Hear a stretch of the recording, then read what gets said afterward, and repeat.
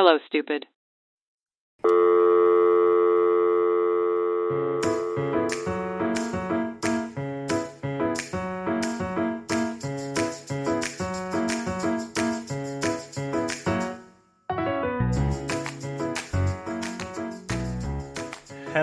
Hello. How's it going?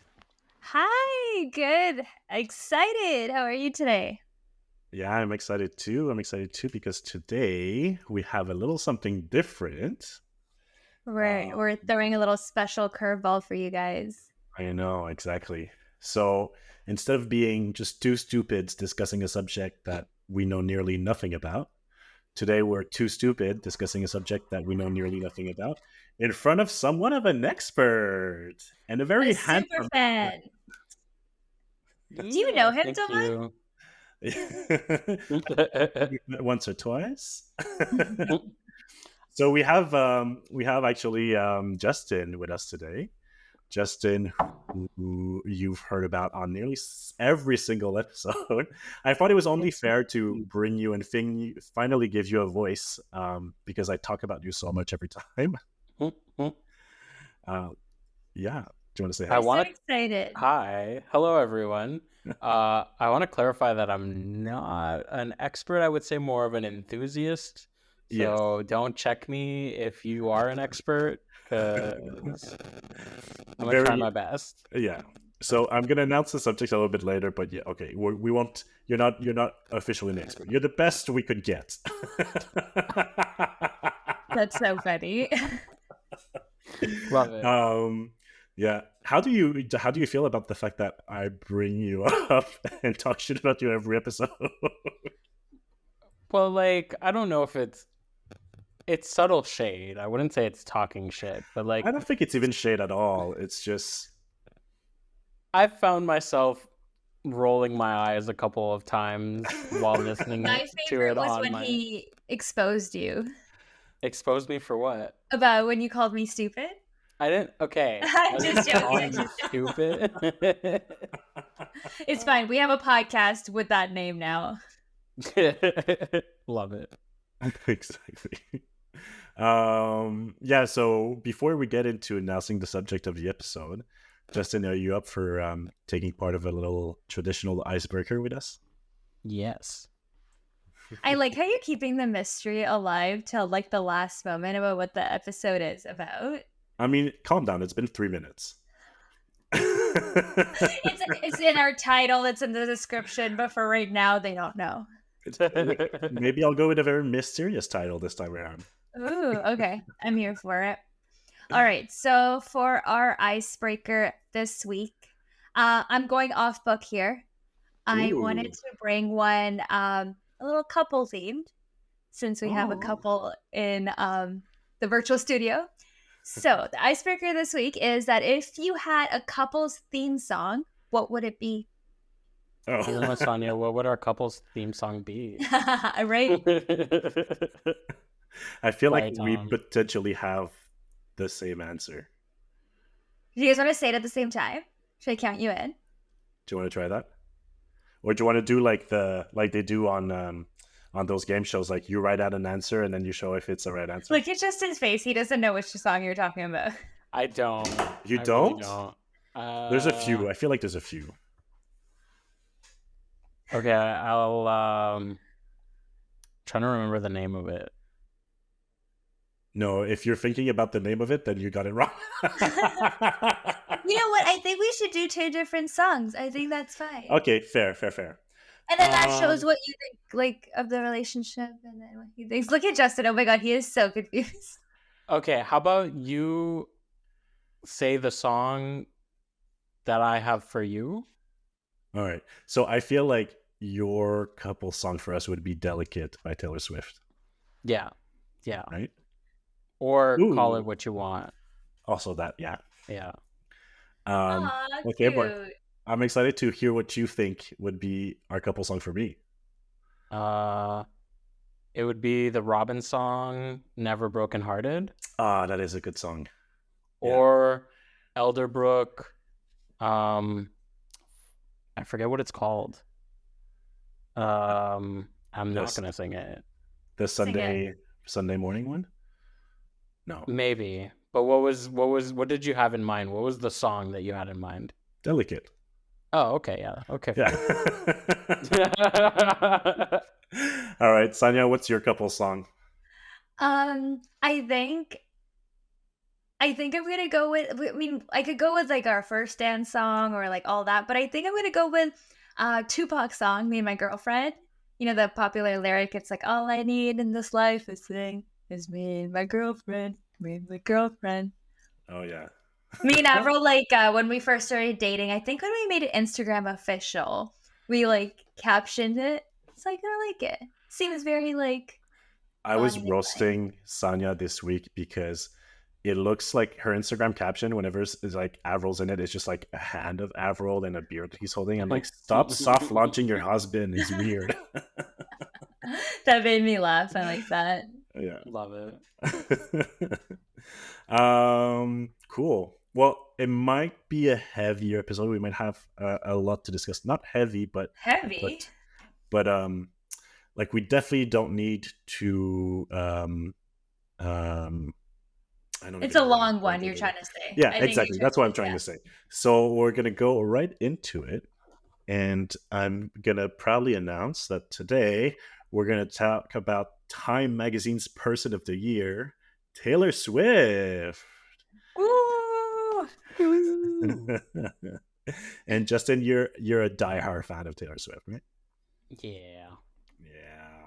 He's a We're Swiftie. actually he's a Yeah. he's a big Swiftie. He's we're actually going to Lisbon in May to catch her concert.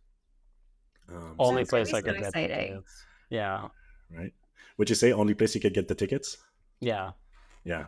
We tried to get them for Vancouver also, but there's no what I thought was wild is that you wanted to get the tickets for Vancouver even though we already had the tickets for Lisbon in May. But It's you 'cause would of see like me. Place. you Yeah, want to it's stay good. put. Yeah, I would have gone with Sanya. It's because you wanted to see me. Yeah. Yeah. Fair. It wasn't for T Swift. It was for S Sood. Well, aren't you opening for her?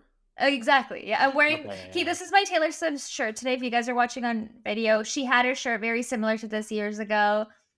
I think of her every time I put it on. I can't find the picture. She once wore a shirt, and so her and you are now twins. Exactly. Yeah, perfect. This is my actual official Taylor Swift merch. Oh, no way. Actually? Yeah. Yeah. It has song lyrics of a song called Long Live. Yeah. But I don't want to stand up to show the whole thing because my setup is weird. We'll take a photo of you and then we'll post it on the Instagram page. Cute. Sure. We could do that. We could take a picture of it together after. Yeah. All right. So I have maybe more nuanced feelings about Taylor Swift. Like okay, we'll get into it. But before, I just wanted to say why I thought this would be an interesting episode and why I wanted to do an episode.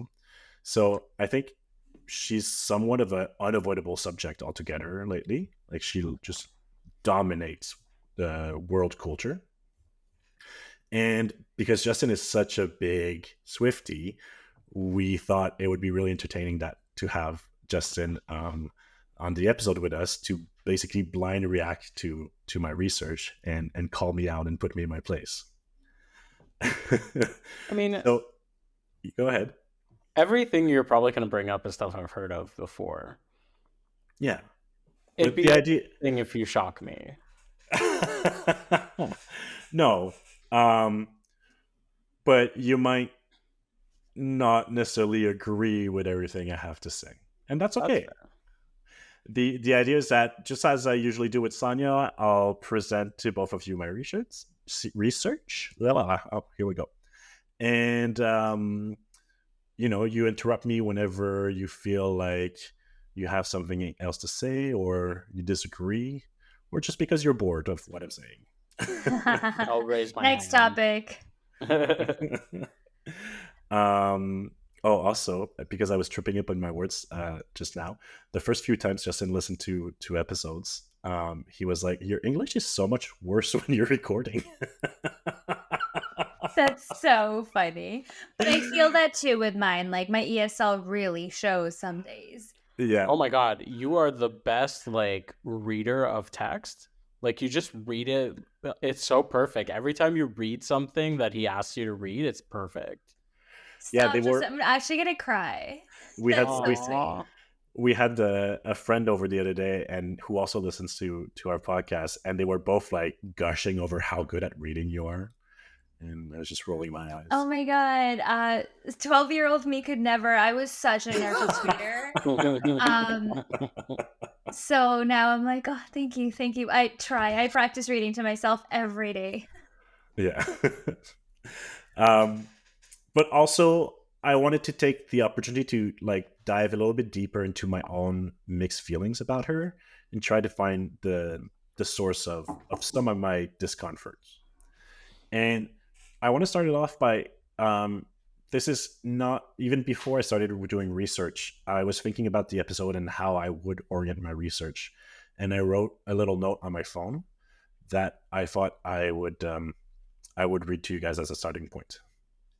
So, well, I should get Saniya to read this now. All right, so here we go. My discomfort stems not from the artist, the businesswoman, or the person herself, or even the marketing genius. My discomfort stems more from her brand. Her brand, to me, feels very pumpkin spice latte, white girl wasted, America's sweetheart. And her recent romance with Travis Kelce only seems to accentuate that. It's the pretty popular blonde dating the quarter see, shoot. It's a pretty popular blonde dating the quarterback, and they're being crowned prom king and queen of the world. It feels a little bit on the nose. In today's climate, where white supremacy is on the rise, where women's rights are under attack, queer rights are under attack, and conservative values altogether are making a strong comeback, I would have hoped to see something different dominate world culturally, something other than a straight woman writing about her breakups. Her brand feels very non-controversial, to say the least, and accessible and a safe place for everyone, for better or for worse. This speaks to her genius and her success, but it also speaks maybe to her inherent privileges. And could it also speak to the unescapable chokehold that white and heteronormative culture has over the world? Is she responsible, or does she have a part to play in this? I don't necessarily think so. Is the fault entirely with the consumers? I don't think so either. So this is kind of my starting point for this research. Do you have any thoughts on this already? For me, I'll just jump right in quickly. I never really cared for Taylor Swift. I growing up, like I think the only song that I really liked of hers was "Teardrops on My Guitar," and then now I see all this craze about her, and I want to be a Swiftie, but I just can't get into her music, which is fine. But I cannot get away from news about her. I feel like I know so much about what's going on with her life right now. Oh yeah. And a part of me keeps wanting to know more. So that's why I'm like pretty excited for this episode. I'm intrigued by Taylor Swift. And to me, I think what has got her so famous is that she is not all those things that you listed, but she is relatable. And she's kind of an escape for the younger generation from everything that's going on in the world, right? Instead of singing songs about the heavier stuff, she sings about breakups, and a 16-year-old girl can really relate to those little things. And her music's good. Like, I really like her music. Love Story, I know every single song lyric to that song. Yeah. But yeah, I can't fathom how people are obsessed over her. And then now that she's dating Travis Kelce, it's just everywhere. I can't get look past Taylor Swift, without being a Swiftie. I feel like one some days because I'm always just reading articles. Yeah. I feel like, for me, I first started paying attention to her kind of around the same time that I met you, Justin, but surprisingly not because of you. So a friend had actually shared the song "Anti-Hero" with me when it was released, and I think for the first time, uh, one of her songs got my attention because it's a song that I could relate in a way other than just breakup or new crushes. It was, and that was the first time that I had that with her, and it showed like humility and self-awareness and humor and introspection, and like I have a lot of respect and admiration for that. But I think that just kind of like pop culture has never been my strong suit to begin with, and like that kind of like diehard fandom I've never really understood or related with much. Not just because it's kind of a like a mystery to me. But do you remember how or once the how you started getting into her, Justin? Um, I would say like I'd always known like kind of like surface level like you guys did at first. Mm-hmm. But I've always been a big pop music fan. I've always really been someone who listens a lot to lyrics and relates a lot to music and use kind of music as like, I guess like a form of therapy, a form of an out to like Mm-hmm. express emotions and stuff like that. So I had listened to a lot of like sadder music back in the day, but it was more like rock and like emo and stuff like that. Yeah. But it was also because like I didn't really know of Taylor Swift, like other than the pop music, and I was kind of like still in the closet, and I was very scared of people finding out that I was gay. So it was just like I never had like pop music on my like iPod at the time because I was just like, oh, people are gonna think like this about me, and that was obviously like my own internalized like homophobia, misogyny, stuff like that. So Mm-hmm. um then I came out, I started like really starting to listen to a lot more pop music, and then right around like a year after I came out, I think like officially, she released 1989, and I got hooked. Like that whole album was just a pop masterpiece, and it was like one of the first times where like pop was almost more than that. Um, In the sense that it uh, was like it was also like a movement kind of that album. no, but like there was also really good songwriting. Oh yeah, that's the one with blank And space, right? Blank Space, yeah, and Oh yeah, like yeah. Blank Space was one of the first ones that got me because I was like, damn, like she's calling out everyone who's been just calling her out for writing songs about her exes, and she's basically what you had described earlier of someone who's like just talks about her exes and stuff like that. She created, and she said this, she created this like persona of like this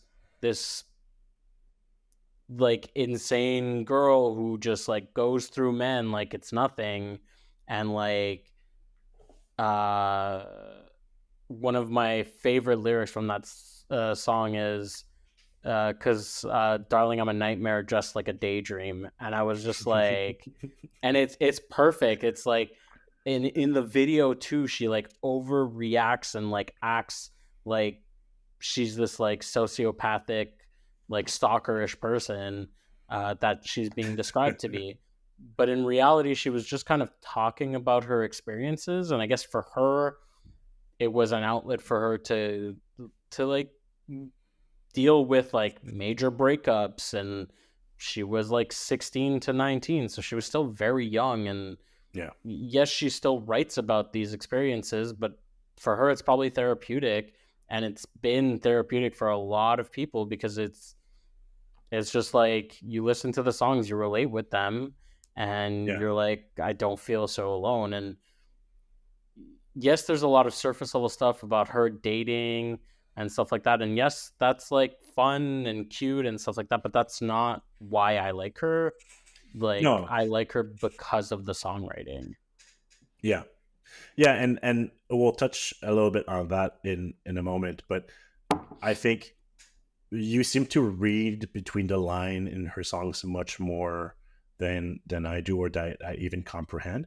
And I think maybe a big part of that her success is there is so much that can be inserted between the lines in her lyrics. So her lyrics are fairly simple, but you can attribute them to so many different situations, which make them like immensely relatable for a lot of people, right?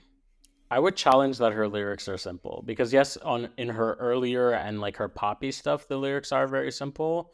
But if you check like some of the writing in Speak Now, in Folklore and Evermore especially, like she really went like ham, and like she really showed her strengths with I mean, when I those say albums. simple, I don't mean not clever.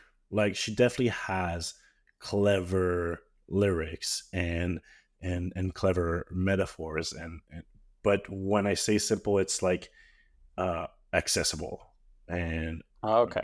easily understandable, right? Okay. Yeah. Um, but But that's one of her strengths. Like she's able to tell a story.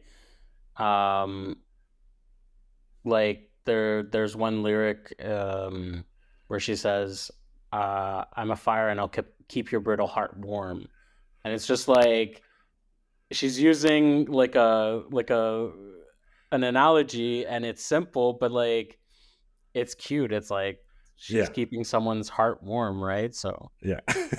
yeah. Anyway, You're so I quick love when you these talk about this one. examples too. I yeah. know, I know. He brought the receipts. Oh, it's just some of my like lyrics that stand out to me. Yeah. Mhm. Justin is also incredible with song lyrics in general. Like he's just has a capacity to retain them. It's absolutely insane. Yeah.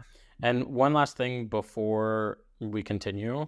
Yeah. I do understand that she does have a lot of privilege, and she is a white woman and she benefits a lot from that. And she is now a billionaire. So, like, I still understand from that respect where that's something that is okay to criticize.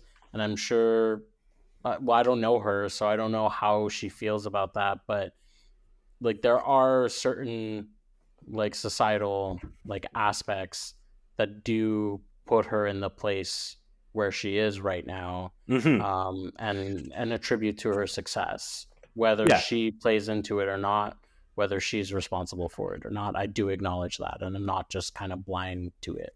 No, no. And I mean, that's the thing. Like, she exists in that context, whether she wants it or not. And it's definitely Mm-hmm. not her fault or her responsibility, even. But I think it's important to acknowledge for sure. Mm-hmm. But again, we'll get a bit on that later because I do have some things to say about that and some positive things too. Yeah. But before, it wouldn't be a Tom episode if I didn't bring some stats. So just for context, Taylor Swift was the youngest artist ever to sign a Sony ATV music publishing house at the age of 14. She broke the record for most simultaneous same time songs on the Billboard, with 14 songs on November 28th, 2020. Can you name them all? I'm just kidding. Well, it was all Midnights. Midnights was in the top 10. Oh, like with all of the songs on it? Yeah, there were 14 songs, but she was the first person to fill all top 10 spots. That's insane. Wow. Yeah. Taylor is the only artist in history to have 4 consecutive albums sell over 1 million copies in the week of their release in the United States. She has 80 million Spotify users monthly. Wow. Yeah. She sold over 50 million albums worldwide. And this is something that shocked me. She's expected to make around $9 million per concert during the Eras Tour. Wow. That's a lot of money. That's insane. Yeah. And I do want to point out, like, I've heard that she pays her like staff really well as well. Oh, I think she's so very like fair. I don't think she just banks all that. Oh yeah, she gave the truckers for the Eras tour. I think it was like a 200K bonus, like Nice. 200,000, Yeah. and like similar, like her tour staff was very well paid. They even did like all the truckers lined up for her as she was leaving, and they were honking their horns in gratitude to Oh, celebrate her. Yeah. That's good. I think she's really kind and generous to her entourage, Hmm. usually, right? Yeah. Every time she tours in a new city, there's a mini economic boom that takes place for hotels and restaurants. And this one, put in perspective, like blew my mind also. With only one line in a song about friendship bracelets, she caused a 500% increase in sales at craft stores. That's insane. Right? That With is one line in her insane. song. Wow. So that's That's- the extent of her reach.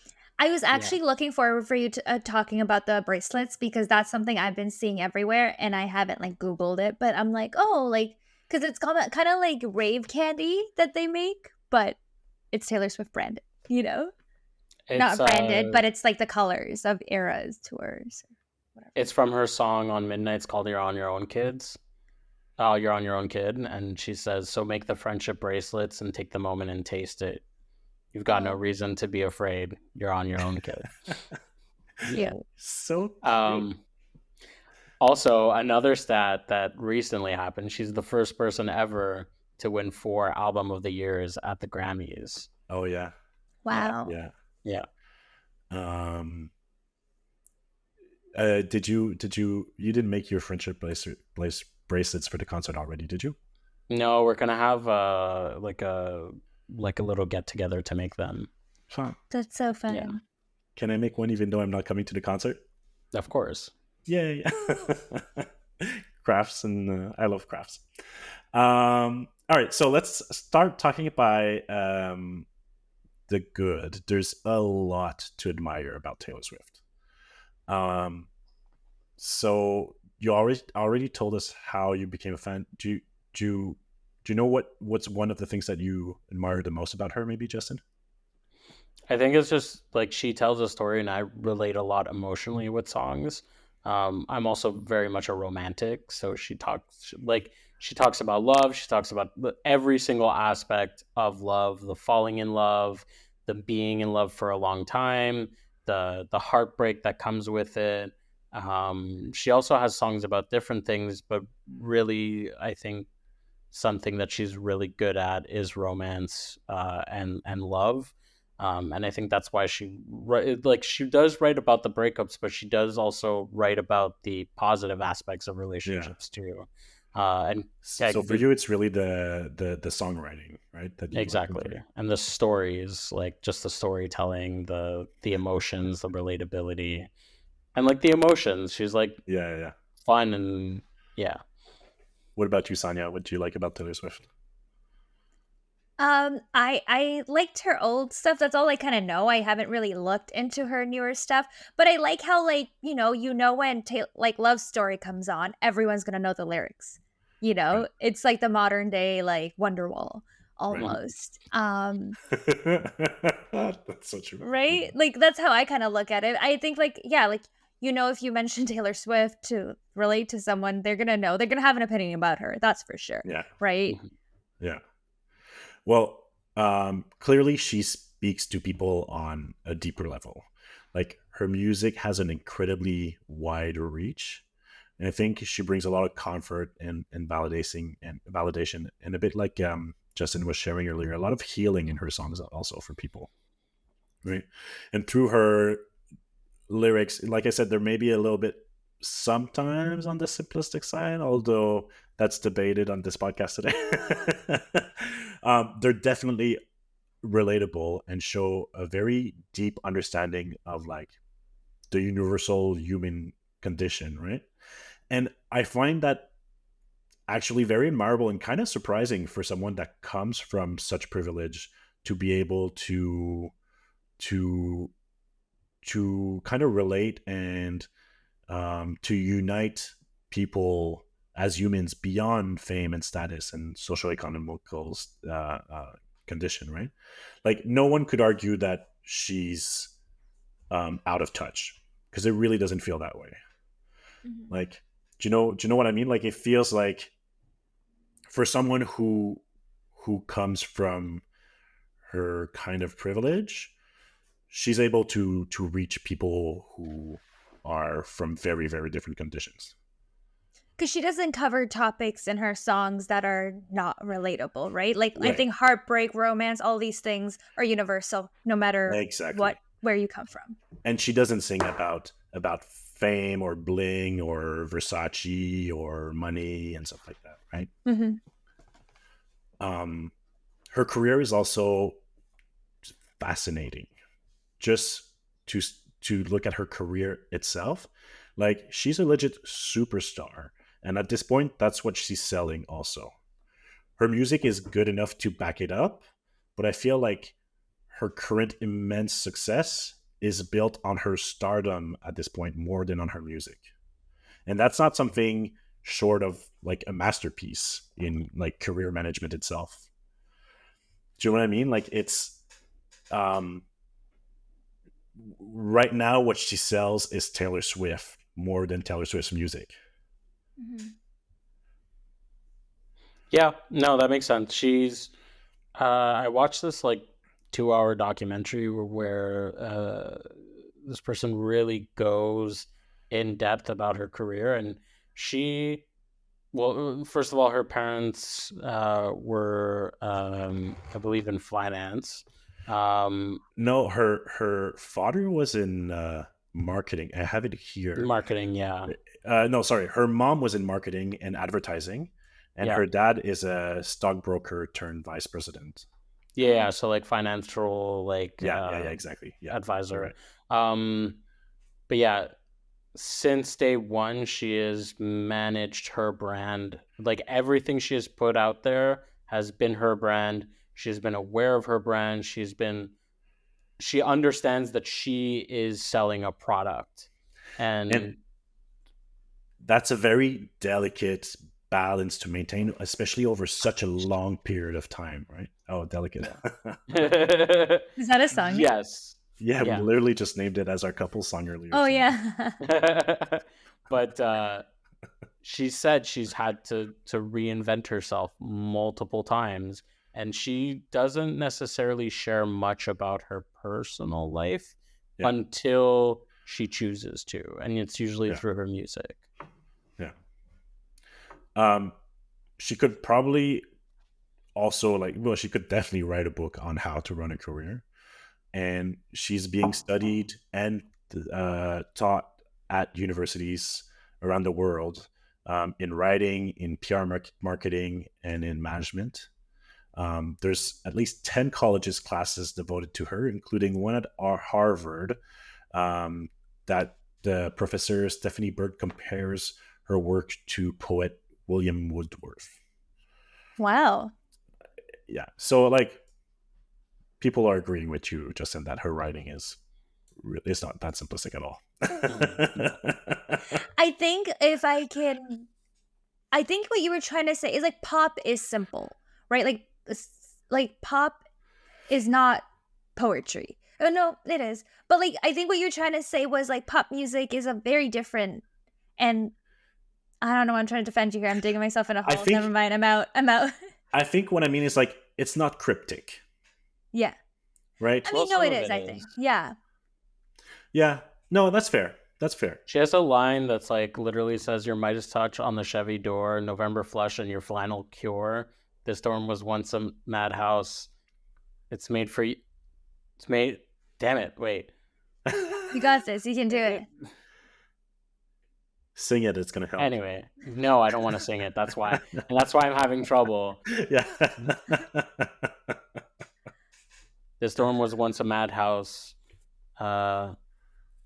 This is like one of my favorite songs. Anyway, all right. You'll sing whatever. It she has lyrics that are like so intense, and like those are the lyrics I struggle remembering the most because they're so like, yeah, but she uses such big words, and well, not big words always, but like it's just like there's so much detail in it and there's so many words that it's really hard for me to remember all of it. And I usually only remember it as I'm listening to the song. That's fair. Yeah. That's fair. And like, I'm also like not like I don't know 80% of her work right now. I only know a few songs, mostly that you've shown me. Yeah, she's kind of separated her songs into 3 categories. Can I say the 3 categories? So she has, well, she made like 3 albums. One was like Glitter Pen, which is like fun stuff like 22 or like Shake It like Off, Shake It Off, Shake It Off and stuff like that. And she said she writes those with a glitter pen because that's the emotion it gives. It's just like a fun, whimsical. And I think the other one was just like a regular pen, which is like her regular songs. I might be wrong on that one. I don't remember that one. But then she also has a quill songs that just like she writes with a quill. And it's like the perfect like analogy for all those songs, because it's like she has songs that are just fun, poppy, glittery, stuff like that. But she also has songs that are like, they feel like they're written as a poet and not as just like, and that's one of her strengths too. She's able to write a really good pop song, but she's also able to write a really powerful song. It's a cute analogy, but it's like a bit live, laugh, love, isn't it? I like it. I'm in for it. I'm gonna make my own 3 tiers of life and then glitter pen. I like it. Yeah. Her fan base is also incredibly wide and kind of like never before seen. She's got. I thought you said incredibly white. I was like, oh. Not wide. Either. Well, it's a little bit white, but I was like, no, I know colored people that listen to her. Wide, only fat people. No. There you go. Cancelled. No. She's got the straight, she's got the gay, she's got men and women alike. She's got Gen Z, she's got millennials, she's got Gen X listening to her, and even boomers with folklore that are really on board with her. I have a little anecdote. We went to. I have a friend who's like from the Kootenays, like deep interior BC, little small town, middle of nowhere, and we went to spend some time there and visit his dad, and his dad is like German, moved to the state when he was young, super 70s hippie, moved to the woods, middle of nowhere, kind of like to disconnect himself from the world, construction camp guy, like super chill, super cool, low key, like very, very hippie. And we're all sitting around the fire pit and like there's music playing, and then all of a sudden like my friend's like, is that Taylor Swift?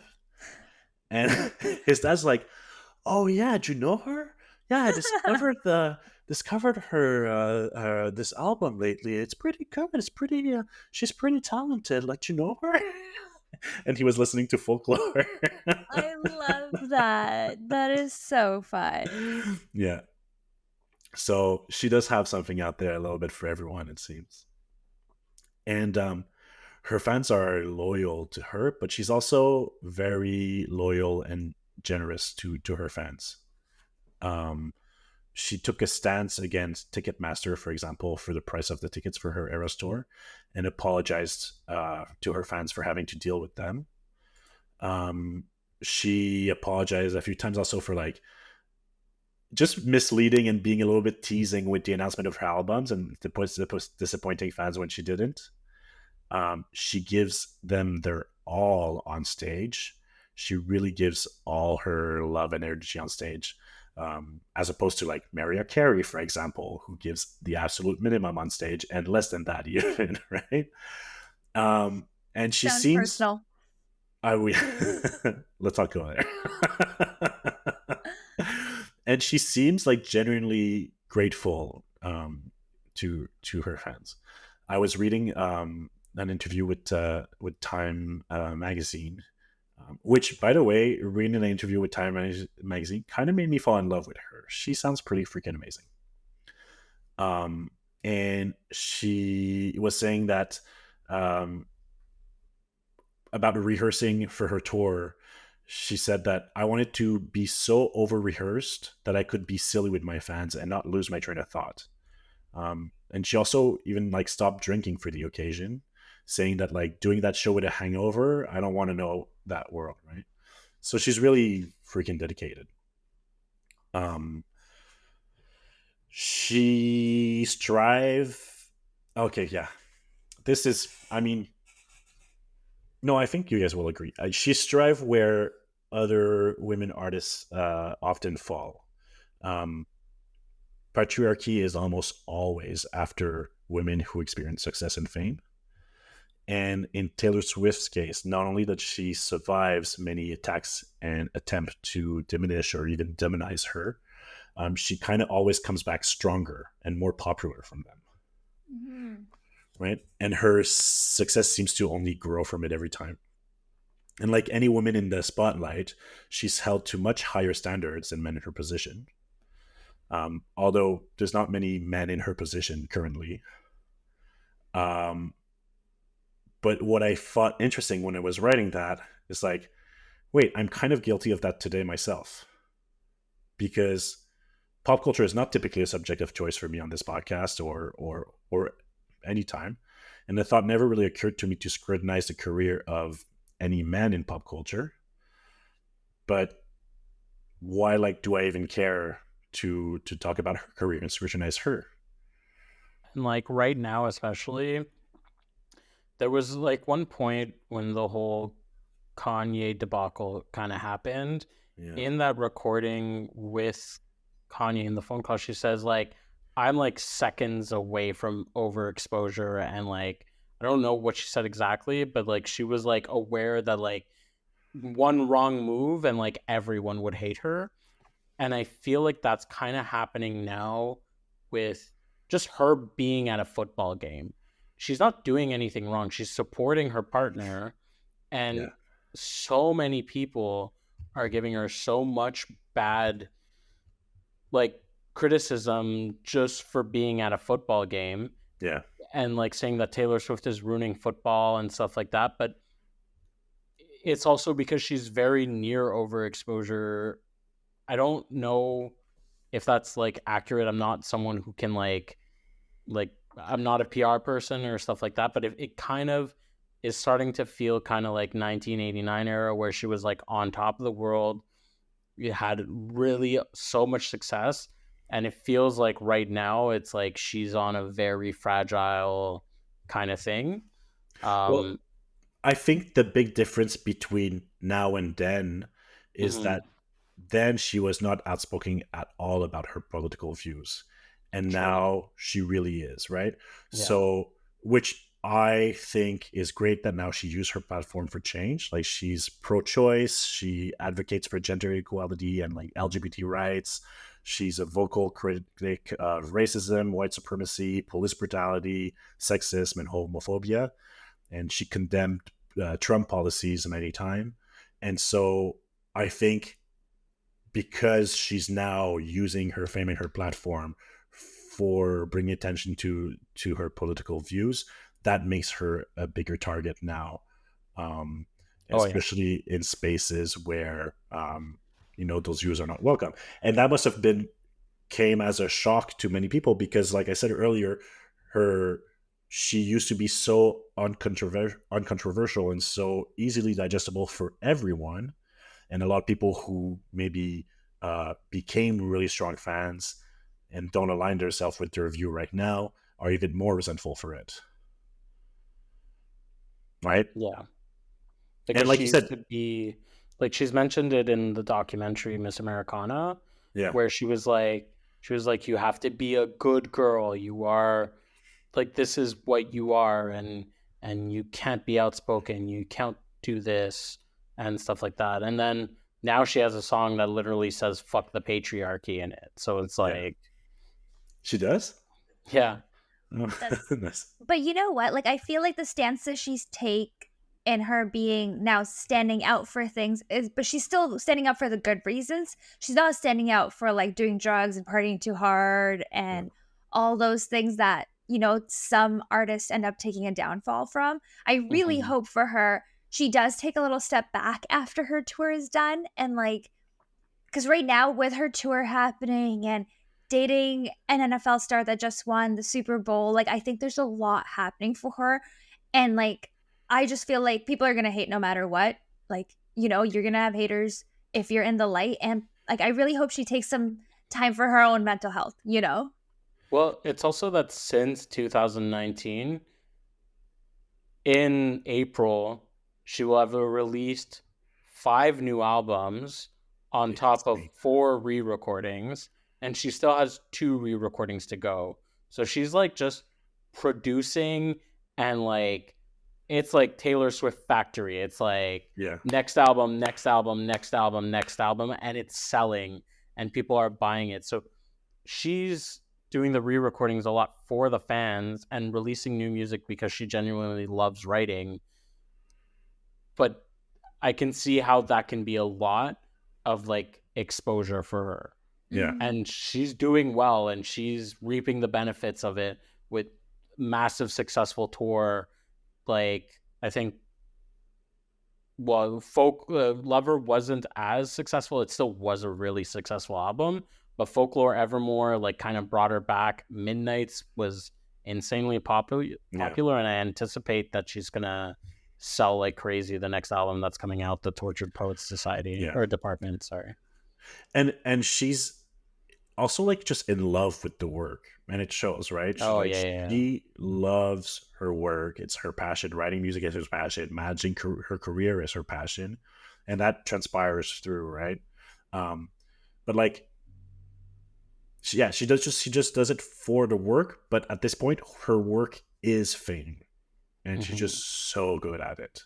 But it's an aspect of it. I think a lot of that fame is built off the core fans of songwriter, like the people who really appreciate all of her work, including the poppy songs, including the storytelling songs, and stuff like that. And you mentioned it earlier, like right now, I think she's famous because of her fame, of her star power, and that's why like Eras Tour tickets were really hard to get. One, she has a shit ton of like actual fans, but a lot of people just wanted to go to the show for going to the show. Like your friend Matt, like he mentioned to me that he got like row 9 and stuff like that, and was kind of pushing it in my face, which I didn't really love. But I was like, shout out to Matt. But it was also like, he didn't really know many songs.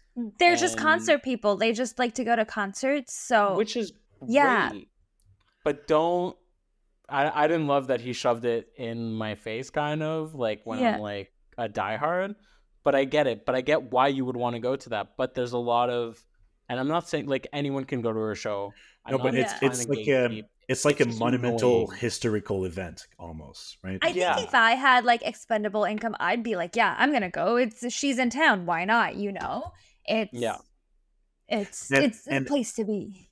And to your point, Justin, it's like beyond her music, right now people are going to experience the Eras Tour because it feels like such an important event in history, kind of thing. And I mean, I'm fucking excited. Like, we can swear. But I'm like super excited. I'm gonna be like, no. You're those 3 hours. Those 3 hours are gonna like be magical and pass by super quickly, but also gonna be like probably one of the highlights of my life right now. Like, you're gonna, in terms of like, you're not gonna remember any of it. I doubt that.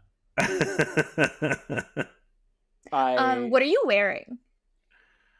Because I feel like Era's outfits is the biggest thing, and I'm loving those like TikToks that I come across because they're so cute and sparkly usually. I don't want to say it because he doesn't want people to copy him. And we're kind of keeping it a secret, like 3 of us. So like, I'm not gonna say it. I'll post it on my Instagram. It's not that far. It's me. It's like 3 months away, but I'm excited. Wait, do I know what you're gonna wear? Away. I'll tell you after. Okay. But like, it's just because it's so ridiculous, but it's gonna be amazing. I hope it's like tassels. in cowboy hats and a You'll speedo. see. We'll see. Okay. We'll see. That's exciting. All right, so back on track. I think there's definitely a lot to admire about her, and I do admire her a lot for all of the above that I just mentioned, right? But it's more nuanced than that, right? And I'm honestly a little bit nervous about even sharing expressing some nuance and some questionings that I have because of her fan base. Her fans are out for blood. You know, our podcast doesn't have a wide reach at the moment, but still, I'm terrified of getting canceled. Imagine we don't even have that many listeners. We didn't even make it, but we get canceled before we do. No, you get popular just to get canceled. Like everyone starts listening. It's your most listened to episode, but just because they want to cancel you. Yeah. I'm here for Like, it. did you hear this podcast? Let's break it down and like cancel you for every single thing you said. It's a nervous laugh from both of us. Yeah. We're just like, wait, that's actually a possibility. Okay. She's also becoming a very polarizing figure. And it feels like expressing your views on her is a lot about politics now, more than taste in music even. Like, it's like saying, like, if you say like, oh, I don't like Taylor Swift, the subtext that comes to that is like, I'm a homophobic patriarchist MAGA, you know? Like, there's a lot of because the camp that the pro and against camp are so extreme and so intense and so aligned with those political views that I don't want to be associated to anyone who says they don't like Taylor Swift. It's kind of, I mean, like, not to get too much into politics because that is another kind of thing altogether, but it's kind of like that for everything right now. It is, yeah. And everything is so divided. And to me, rationally, if you don't like Taylor Swift, that's fine. Like, I enjoy it. As long as you're not shaming me for liking it, like, I have no issue if you don't like Taylor Swift. I might give you suggestions if you're open to it, but like, I'm not going to be like, oh, I hate you because you hate Taylor Swift. Doesn't mean we have not other things in common. Like, also, it depends. Like, if you're saying I hate Taylor Swift because she's a woman, like, okay, you're clearly misogynistic.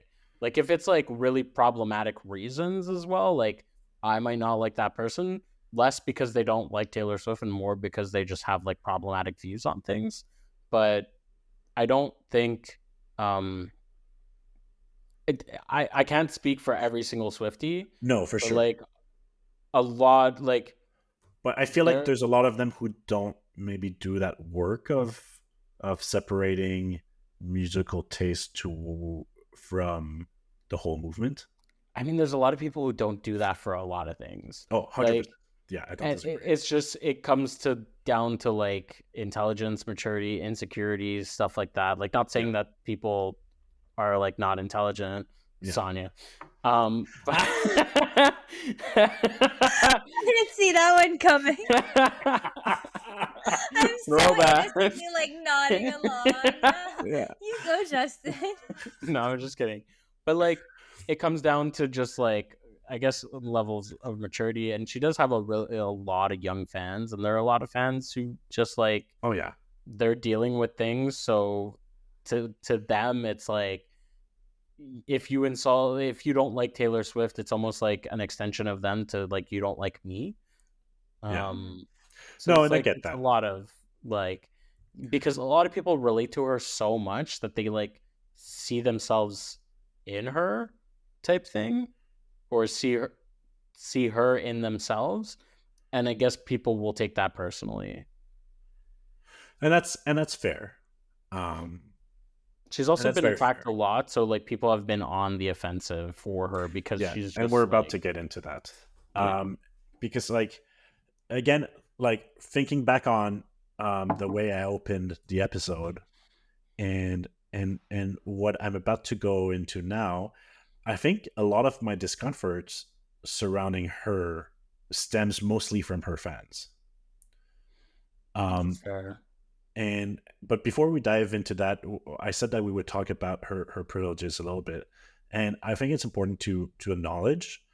Obviously she's a white woman. She's from a affluent family, and a privileged family, like economically as well. Her mother was in marketing manager and advertising. Her father's a stockbroker, became vice president of Merrill Lynch, and like she grew up on like a 15-acre Christmas tree farm. Like Wow. that's a big land. And also, like, her dad invested in the recording company that she was like, I think he invested like either 150,000 or 200,000 for Yeah, them to sign her, type thing. yeah. Oh, okay. She always I had mean, the resources and the support necessary to pursue her dreams. yeah. Right.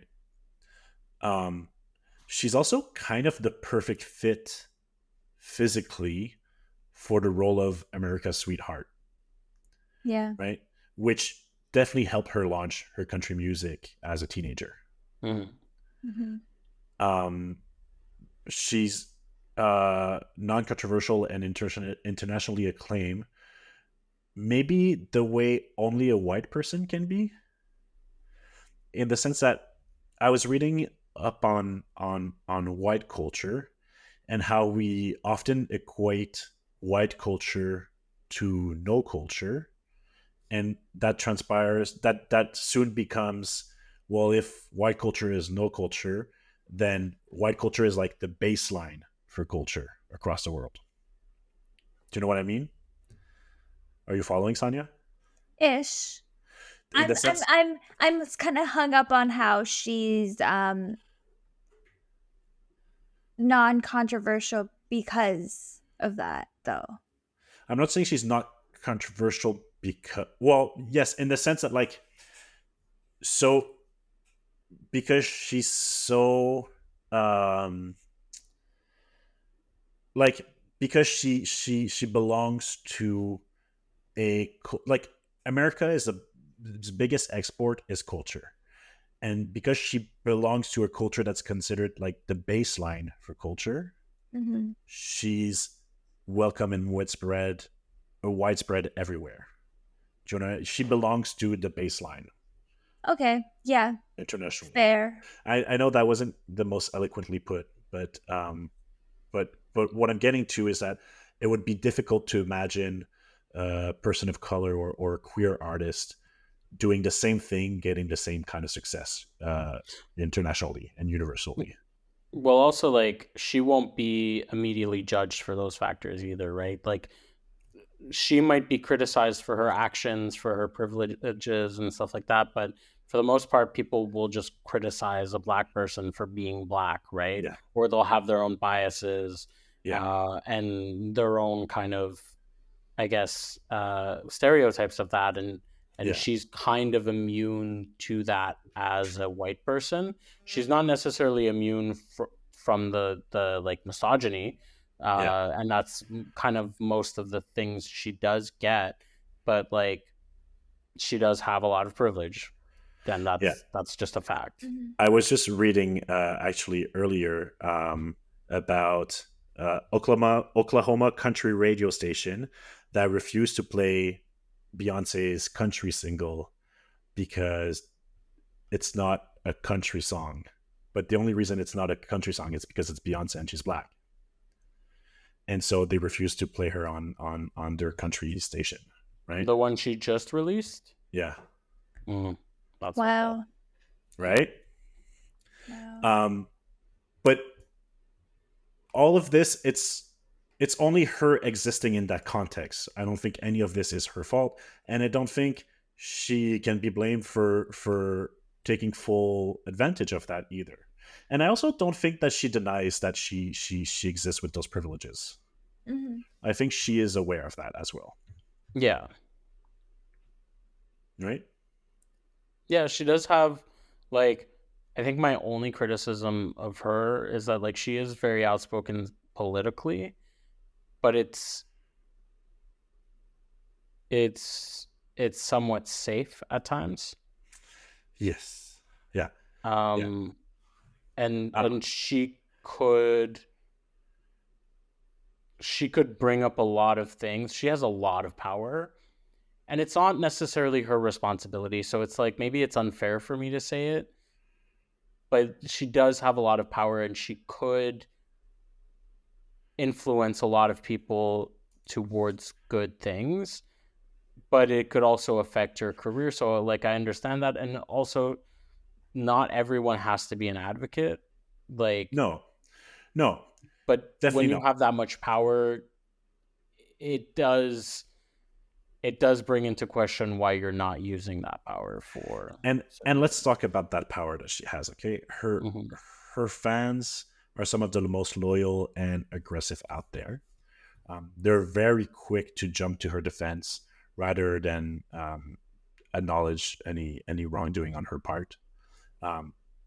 Taylor Swift doesn't really speak up publicly on any controversy that she's involved in, or at least not until long after they're resolved. And I think that really enables her fans to come to her defense in a way, right? And we're Which not talking about controversies, like, what do you mean? Well, for example, the Kanye thing. She didn't really speak publicly about it or do any interviews about it until 2019, much after it was all done. She's probably traumatized, though. I don't. Oh, she was strong. She went into hiding for like 2 years. She was like incredibly depressed. She thought the whole world hated her.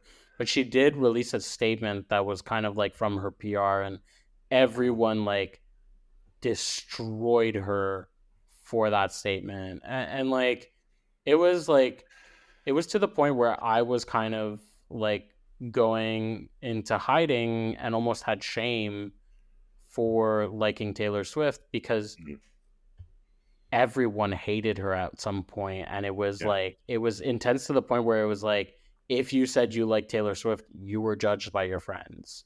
Yeah. No, that's and that's fair, and that must have been very, very traumatizing. I mean, it's probably still true, but whatever. Well, no, because I'm like, now it's the opposite. If you say you like Kanye, you're judged. Oh, yeah, and everyone's a Swift fan, you know? Yeah, but Kanye kind of dug his own grave. Took a turn. Yeah, it took a real dark turn. Okay, but that's the thing that I find interesting, though. Like, I think, you know, Kanye's kind of descent came with a reputation and with the release of, sorry, I'm just looking for the name of the song title, Why We Can't Have Nice Things, about Kanye.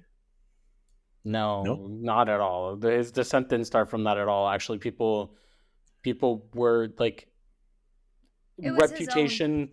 Yeah, reputation did not have the impact that Taylor wanted, as like she was kind of trying to give the image of like, I'm bad now, and like, I don't give a fuck and stuff like that. And a lot of people were just rolling their eyes at it. It was still a very successful album because she still had a lot of very faithful fans, but it didn't really have airplay. It wasn't nominated for Grammys. People still like reputation. A lot of people had a lot of bad taste in their mouth for it, and it didn't really affect Kanye in any way. What affected Kanye was, well, the start of it was probably him supporting Donald Trump, but also in 2020, I think it was, it was probably him supporting Donald Trump was probably one of the big factors. Anti-Semitic comments. Yeah. I mean, everything. He was on a whole spiral, right? Yeah. But there has been a lot of online retaliation on him and on Kim from the fans of Taylor Swift, also from that moment on, when she's starting to when the phone call was leaked, and when I say retaliation, we're talking like cyberbullying and death threats. But she was, well, it's because I'm not condoning violence or death threats by saying Yeah, this yeah, at all. Taylor had received that a lot, and Kim was egging it on by like putting snake emojis and yeah, really encouraging people to post hate messages on her Instagram. Taylor actually didn't. Well, she once that was getting traction, she actually posted a charity and said, "I don't want to talk about stuff from years ago where I said I was right and now I'm proven right." Like that was basically it. She posted like Food for America or something like that. But yeah, yeah. also for context for people who don't know, uh, what happened with Kanye and Taylor was that there was an edited phone call where she said where it was made to seem like she approved a song, and then in reality, when the full phone call came out, she said she approved a part of the song, but she said, "I don't want you to like, you're not degrading me, or don't say anything degrading towards women, like calling me a bitch or something like that." And that's ultimately what he ended up doing. Yeah. And then also before then was the stage crashing, right? When he Yeah, also that. hopped up on stage and she won like album of the year, and he's like, "I'm so But sorry, but Beyonce should win." that was way before, and they had sort of got over that and built sort of a friendship beyond that. Yeah, And then Oh, I didn't know that. that's when the yeah. song She changes about introduced the lines that she didn't like. she Yeah, she gave a monologue for him at like the VMAs for his Yeah, like yeah, yeah, Video Vanguard award. yeah. Like she was like they were like It was friends water off the again. bridge. Yeah. Yeah. Oh, but then Yeah. also I just heard that at the Super Bowl, like she didn't let him in or something. Did you guys hear about that? What? I love that. This weekend at the Super Bowl, that like he was trying to get into her party, and she told like them to make sure Kanye doesn't get in. I don't Oh know. Might yeah. be No. Ever yeah. since that, Yeah, like they yeah. ruined like not that they ruined her life, but like that like to In a have way, that yeah, they many did. people like I find it. criticize you and get egged on and be sent Yeah, death threats to like having to go in hiding for like a year and a half, 2 years, like it was traumatic for her for sure. It must be such nice redemption now for her to like, well, doing her best, and he Yeah. is falling apart. but so that's the thing, right? It's like it's not, um, the Kanye, got what he deserved, and like karma got to him. Is it karma or is it Taylor Swift's fan that got to him? Right? That's the thing. Like it's like, Karma. Karma is my boyfriend. Isn't that a song? but like Yeah, what but I mean that's is not like about Kanye. Oh, okay. I just where I just wanted you to be proud. I threw out a Taylor Swift lyric. I understand that she got a lot of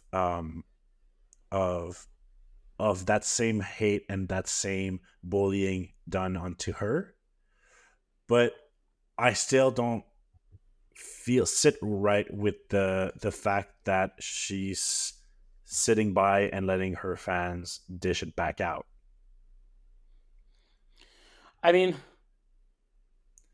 I don't think she necessarily. Well, I think she's very like. I don't think she really like. I don't know how to say it other than like. She's always kind of said like if you're bad to me, why should I be like why should I kind of, well, actually I don't know if she said this, but She to doesn't say me, anything about it. That's the thing, is that I could not find exactly. her pronouncing herself, which is kind of messed up. If you know that Um, people are sending death threats on your behalf, you should probably take a stand.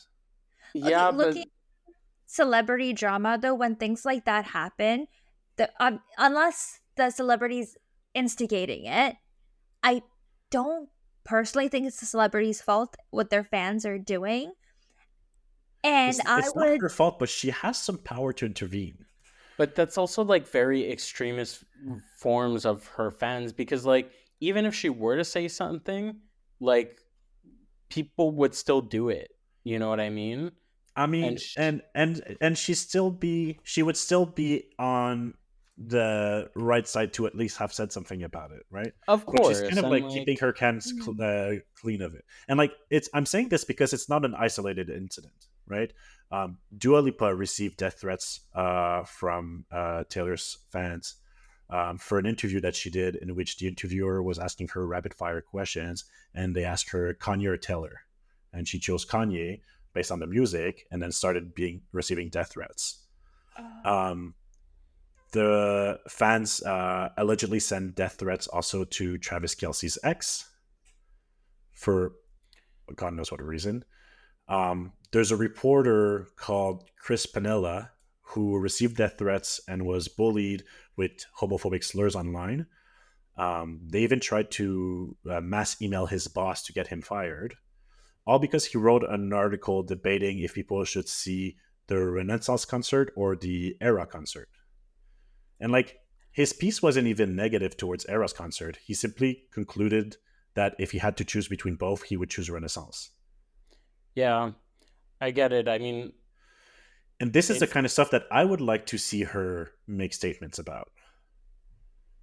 Yeah, I think she probably has in the past, but also like, I don't think those are fans. I think those are like people who are like, I think they would consider themselves fans, you know? Probably, but like, I think she just wants to not associate with that. And I get it. She might have the power to like do it, but if she's doing that every single interaction, it's like kind of like she can't be responsible for everyone. And I get it. I get she can make statements about it, but I don't think she can necessarily control that. And she has PR managers and like but like, yeah, they probably advise her to stay silent, and it's definitely in her best interest probably to stay silent. I'll let Saniya talk. Sorry. I was just gonna say, I personally think if she brings awareness to these things, more haters would then be aware about what's going on, and this person would probably be, getting even more hate.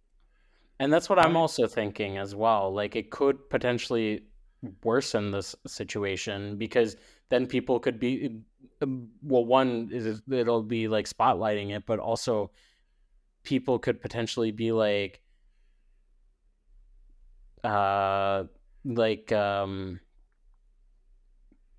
sorry, people could potentially. I lost my train of thought. No, I mean, but I don't. Stopped. My video stopped. Yeah. Oh, that's why I lost my train of thought. Yeah. So like, are you gonna say it? Will I say? Oh, I guess there's no more space on the computer. Wow, I've been struggling with video lately. Okay, it's the C drive that's full. That's okay. I'll continue without video, and you'll just have to look at Justin's pretty face instead. Hi. Hi. Yeah. Cool. Hi. I don't know if I agree. That's the thing. Like, I get what you guys are saying, that it might be in everyone's best interest that she stays silent on those arguments, but I feel like maybe that's a cop-out. Like, I don't know if that's true. I think definitely in her best interest to stay silent on those issues. Not necessarily in her best interest either, though, because people will criticize her for not saying it, right?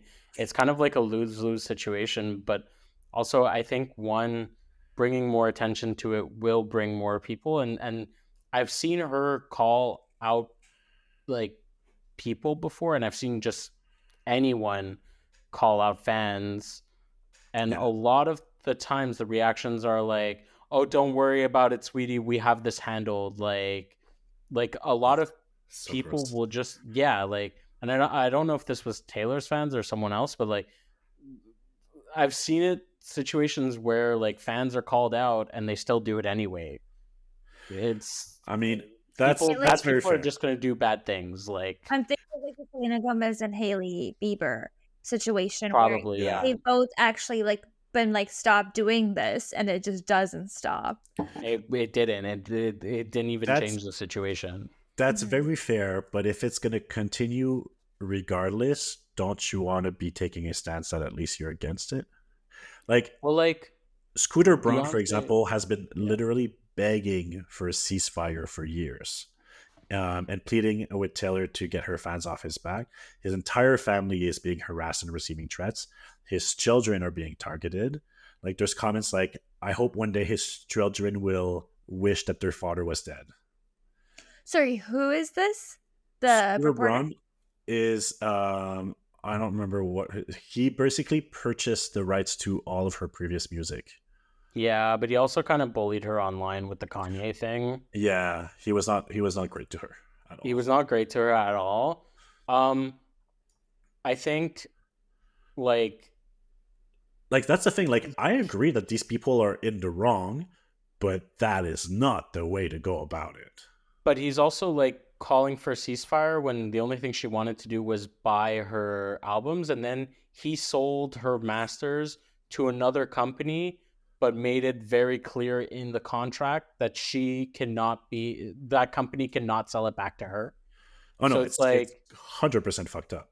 Like he's doing things too that are messed up, that it's just like, yes, like one, she might have no control over like the death threats he's getting, but like he's not really helping himself out in that situation either. Not that once again, I'm not condoning death threats or violence or stuff like that, but he was shady to her. And but by staying silent, is she maybe condoning it?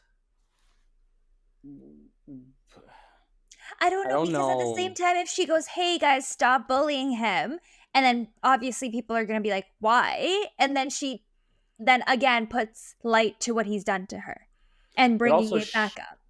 Exactly. And she's also mad at the situation. So it's like she's not even allowed to show her anger and frustration towards this person because, well, she has, but like every time she does that, these people get like death threats and stuff like that. So it must be like a really weird and shitty position to be like, I can't express my feelings toward this bad person who did bad things towards me because I have this fan base that might go and send them death threats.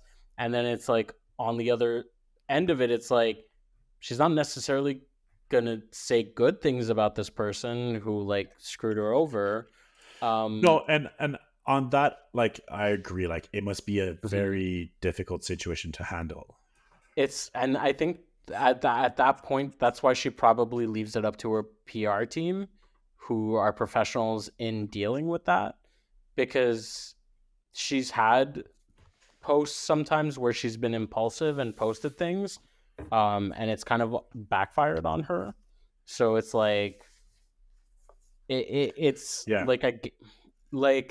I think I know that's why she kind of just leaves it to her PR team and lets her PR manager is named Tree Payne, so she just lets Tree do kind of manage her image.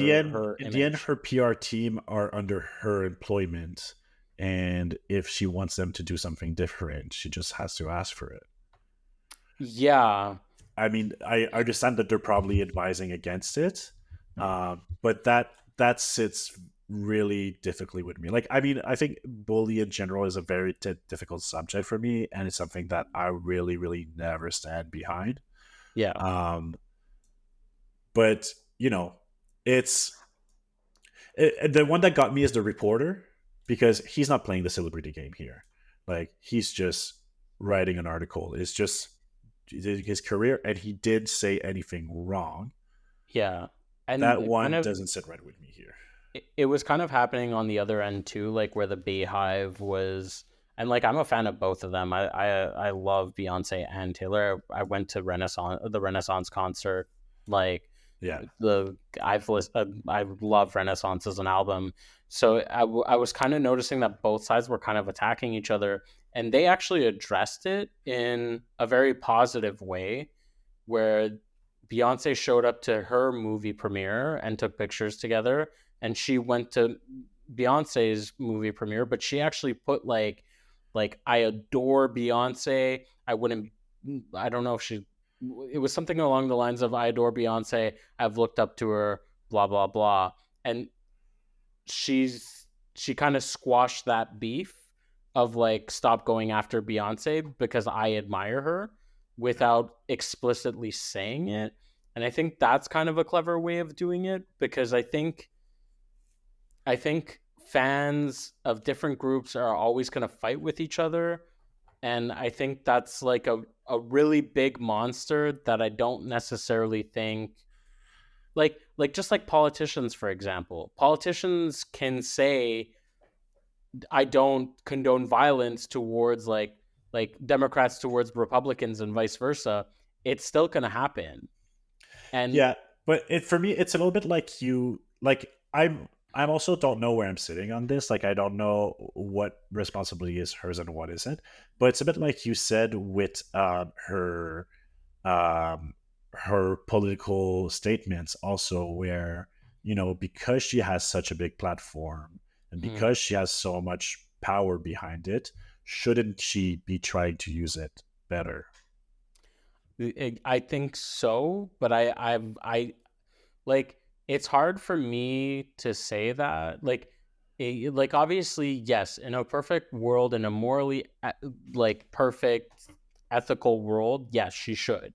Yeah. But I'm not a famous person in that position, and I don't know what the consequences look like in those things. Yeah. And what potentially saying the wrong thing, or how it's miscommunicated, or how it like the broken telephone message goes down, because there's obviously people who are going to interpret things in ways that she might not necessarily intend for. And she still has fans that are against trans people when she she was like a big proponent of the Equality Act. Yeah. And wanted to get people to sign the petition to get it into office. Yeah. So it's like, I think there's only so much she can do in that, but I think she could do nuanced. more. It's like, yeah, it's nuanced. It's like she could do more, but I don't know if it would be successful or not. And I will say, in the end, I still believe that she does more good than she does harm in all aspects of her career and her online presence and her public presence.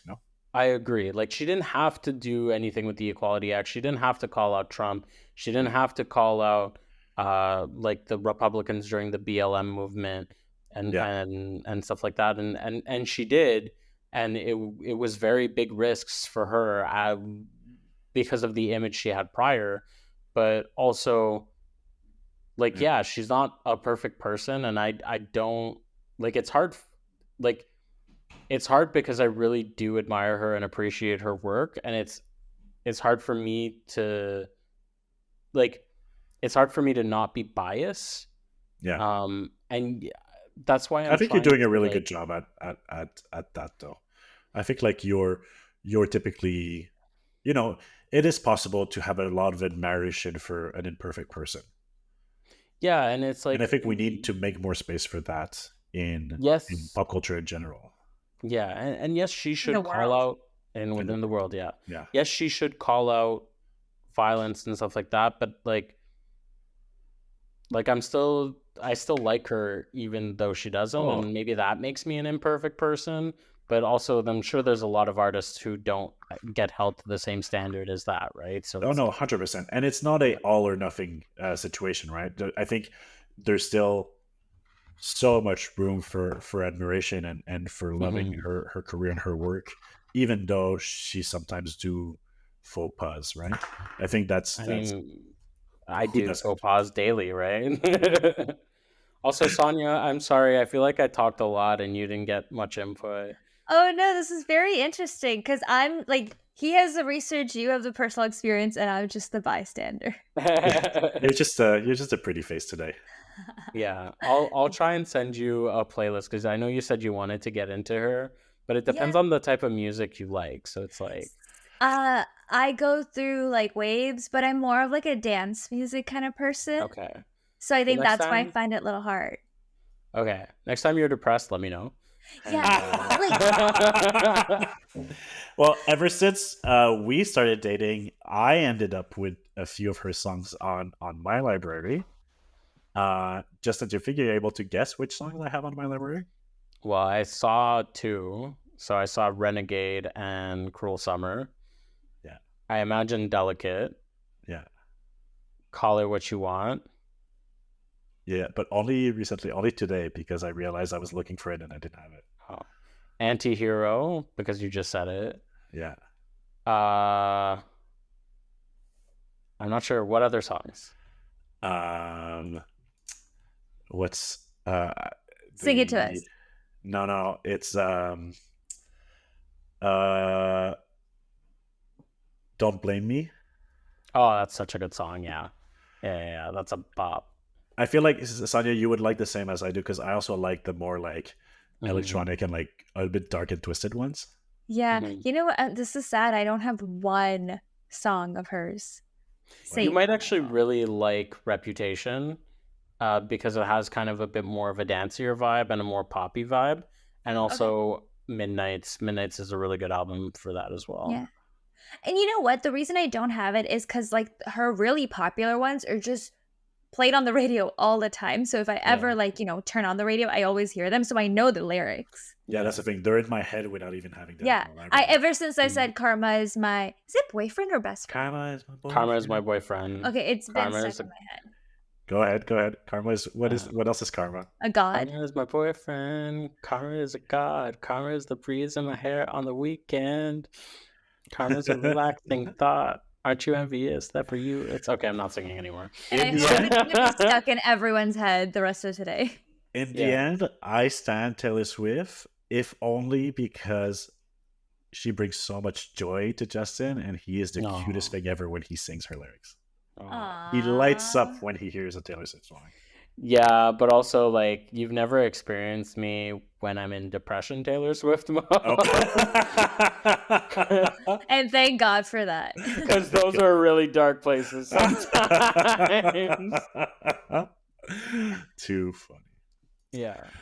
All right, gang. Well, that's what I had for us today. I feel like it's a few times now that I end up on very inconclusive notes, but sometimes I just have to share my torn feelings and my confusion and my chaos, so that you can all ravel in it. I think you like shared information about Taylor that people might not know, and maybe that's high praises. Thank you. Yeah, and maybe in like a year you could do like another one or something like that. A follow-up, but like maybe more details about like where she started to where she came. Yeah, I didn't want to do biography today. First, because that would be a very long episode, and also because it's such easily accessible information. Oh, that makes sense then. Yeah. Right. Okay. Yeah, that's probably overdone. I think that's what we kind of wanted, was like a different take. Yeah. That makes sense. And like, you know what? Like Taylor Swift is everywhere right now. So I feel like, I'd love to do a follow-up episode. Maybe in a year she'll be married, Maybe they'll be named. Wait, hold up. Before we end, what is your opinion on Travis Kelce? True. Oh, I think they're like cute, but I don't think she's gonna marry him within a year. Okay. Yeah. Like she was with her ex for like 6 years. And they never got married. But she also has a lyric that says, "I wouldn't marry me either, a pathological people pleaser." Because she's a pathological people pleaser. She calls herself out a lot, especially her neuroticism. So like, I was just like shocked when I heard that. Maybe we'll do her more now. Maybe. Oh, I tell you, reading the Times interview that she did, I was like, I like her now. I love her. I know. I did see, like, I think it was Travis Kelce's father saying, like, during the Super Bowl party, when one of the days at the football game, she was like just cleaning up. Yeah. And like not talking to anyone, and I was like, that's something I would do, And I'm like, I've had enough. Let's wrap it up now. Well, like a lot of people say that she's like genuinely really nice. She's really humble. She treats her fans right. She's also incredibly intelligent. Like she has to be to one get this level of songwriting, but to be able to sell herself the way she has. Like she's calculated. She calls herself a mastermind, and that's true. She's calculated in everything she does. She knows what she's selling, and she sells it very well. Yeah. So maybe we'll do a little follow-up bonus episode after the concert, so you can tell us how it all went. Oh, true. Yeah, that'd be cute. Good idea. Perfect. All right. Well, thank you so much, everyone, for listening. I hope that was interesting to more than the three of us. If not, nice hanging out with you guys. Yes, it's fun. Yeah. All right. Bye, everyone. See you next week. Bye. Oh, and thank you, Justin, for coming on. That was very generous. I know. It's so nice having you on, Justin. Bye. Thank you for having me.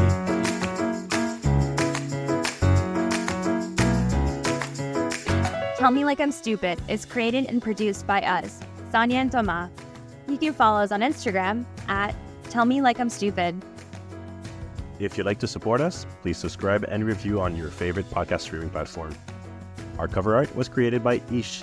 Find him on Instagram at h.e.e.s.h. Thank you for listening.